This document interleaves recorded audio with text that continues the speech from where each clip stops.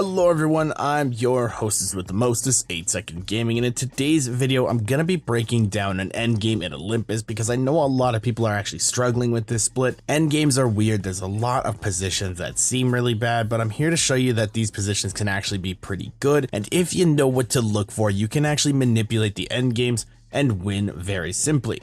So with this endgame circle, it's ending kind of by the backside of Icarus, as you can see here. Orbital cannons right over here, grow towers up towards the top, and my team is in a little bit of a wide position here. Now, a lot of people don't think that this kind of open area would be good to hold, but if you see how we're holding it, we're actually able to take a lot of space and not have very many people be able to approach us. Nobody can swing around the side here because there's not a whole lot of cover. If they want to, they have to play right here, and my teammate has a shot right here, I have shots right here, my other teammate can be supporting from long range right here, so nobody can really push back here. The only thing that we're worried about is a team coming from this choke right here, because we don't want anybody on the backside of us. We want to make sure that we are completely free to play this side as long as we possibly can. So with this, as you can see here, we are fairly spread apart, but this isn't a huge issue right now because one, we aren't contested. So if a team does happen to swing around here, I can just move up very simply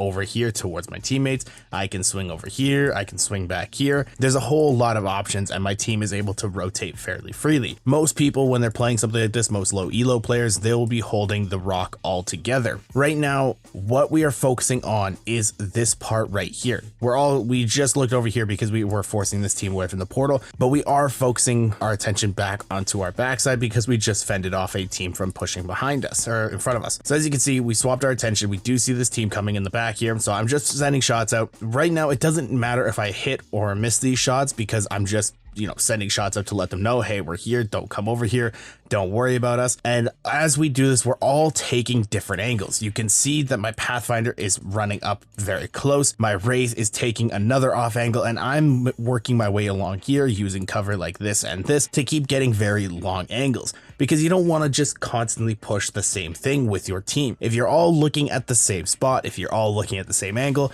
you're not going to get very good shots, you're going to be able to get pressured, you're not going to have as much space, and you're going to lose a lot of fights. So with this, we're able to just push this team away from us, and we're able to make sure that they go and wrap around the backside. So now we have this entire area for free. That's a huge thing because now we look how much open area we have in order to play around. And that is a huge thing not a lot of low elo players do. They just try to locate a certain area that they can play, hunker down in it, and wait and hope for the best. And that's something that you need to stop doing in your games. So now as we move forward here and we start to see the circles start to close a little bit, we can see how this spot doesn't really look fantastic. As you can see, we don't have a whole lot of area to play right here. We have to really go over here. We don't technically have to. Actually, we could have Wraith portal around, or we could have Pathfinder do what he's doing right now and just zip up on top of the wall. So there is a lot more options that we can actually do.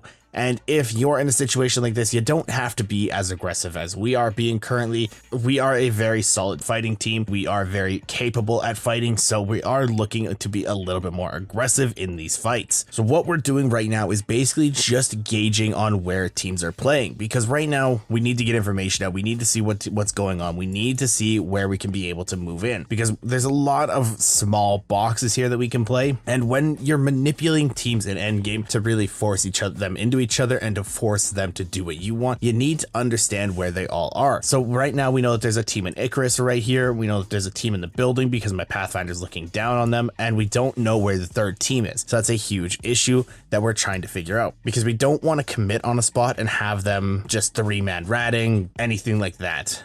It's a situation that can go very bad very quickly. So in these types of games, in these types of situations, just try to peek out, get as much information as you can. You can bloodhound scan, you can see your tactical, you can use whatever you can to just get as much information out as you can and get your team to be in a lot better of a spot because of it. So now that the circle is closing, teams are going to be panicking a lot more. Teams that aren't in zone are going to try and get into it, and If you're a low elo player, you might be wondering, what can you do to make sure that teams don't just int into you? What's stopping this Icarus team from just pushing down here and fighting us for our spot in zone? What's stopping this house team from just looking down on top of us and making our life a living nightmare? Well, the answer for that is a lot simpler than most people think. It's simply just applying pressure. A lot of low elo players that I coach over my time playing Apex, they just roll over and let teams pressure them. That's something that you can't be doing in these games.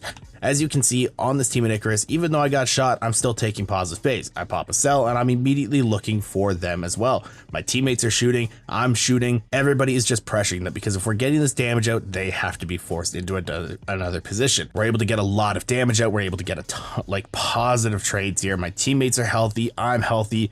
This team is just in absolute shambles, and we are able to actually get a knock with a grenade later on here, because these guys have no idea what to do. They're panicking, they have no spot in zone, they didn't plan ahead like we did. We are just absolutely bombing them right now, and they are forced to go into the other team.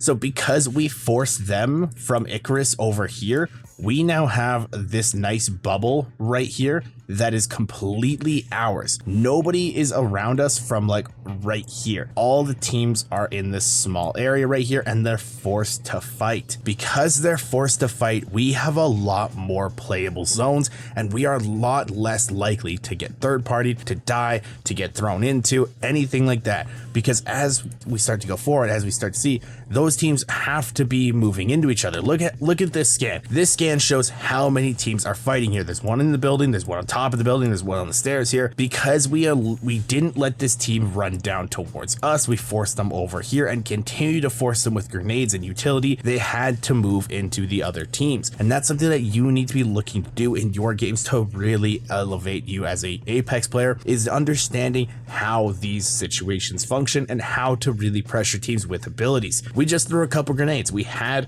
2 to 3 grenades on each legend. We were able to make a spot completely unplayable with the amount of pressure we made on them, and we forced them into another team.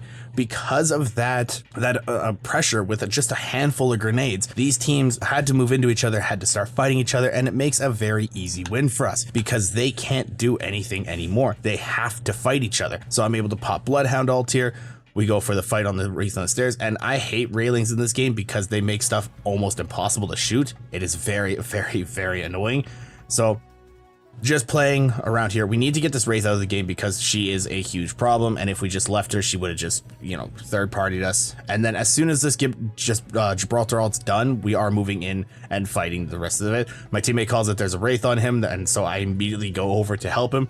My Pathfinder's inside, absolutely dominating. This Bangalore's trying to get some work done, but we're able to just make quick work of her, and that is an easy win for us because we were able to use all of our abilities, all of our utility to make sure that we turned a really bad spot in zone into a really good spot. If we had just played the spot that we were sitting in and just not worried about it, then teams could have come behind us, teams could have pressured us from above, that Icarus team could have just ran onto us. If we just sat there, rolled over, did nothing, then a lot of stuff could have gone downhill very quickly. So I really hope you guys enjoyed this video, learned something new. Olympus is a very rough map for ranked, so I will be definitely looking to do more stuff for endgame and how to survive fights in the future. Thank you all for watching. Once again, I'm 8 Second Gaming, and I will see you in the next one.